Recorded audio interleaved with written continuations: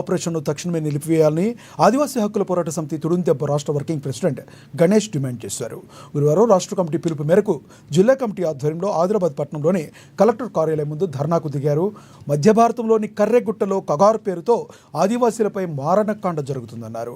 అమాయక ఆదివాసీలు మహిళలు బలైపోతున్నారని వెంటనే ఈ కూంబింగ్ను నిలిపివేసి బలగాలను వెనక్కు రప్పించాలని కేంద్రాన్ని కోరారు.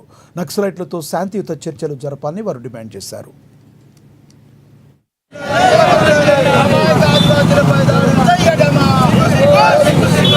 ఏదైతే మధ్య భారతదేశంలో జరుగుతున్నటువంటి ఆపరేషన్ కగార్ పేరు మీద కేంద్ర రాష్ట్ర ప్రభుత్వాలు ఆదివాసీల హననం చేస్తున్నారో దాన్ని వెంటనే నిలిపివేయాలని చెప్పేసి ఆదివాసీ హక్కుల పోరాట సమితి తుడుందెబ్బ రాష్ట్ర కమిటీ పిలుపులో భాగంగా ఈరోజు ఆదిలాబాద్ జిల్లా కమిటీ ఆధ్వర్యంలో ఇక్కడ కలెక్టర్ కార్యాలయంలో ధర్నా చేసి మెమోరాండం సమర్పించడం జరుగుతున్నది.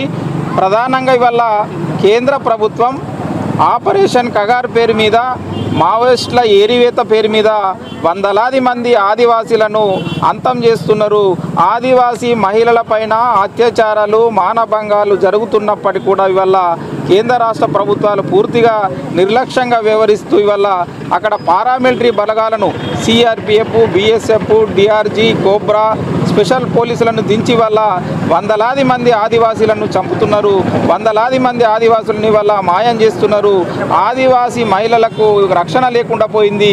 అక్కడ మహిళలని వల్ల చిత్రహింసలకు గురి చేసి అత్యాచారాలు మానభంగాలు చేస్తున్నప్పటికీ కూడా ఇప్పటికీ కేంద్ర ప్రభుత్వం చోద్యం చూస్తూ వస్తున్నది. కాబట్టి ఏదైతే మావోయిస్టుల పేరు మీద దక్షిణ భారతదేశంలో జరుపుతున్నటువంటి కగార్ ఆపరేషన్ ఉన్నదో దాన్ని వెంటనే నిలిపేయాలని చెప్పేసి ఆదివాసీ హక్కుల పోరాట సమితి తుడుందెబ్బ తరపున మేము డిమాండ్ చేస్తున్నాం. అదేవిధంగా అక్కడ ఆదివాసీలను కాపాడాల్సినటువంటి బాధ్యత ఆదిలాబాద్ కాంగ్రెస్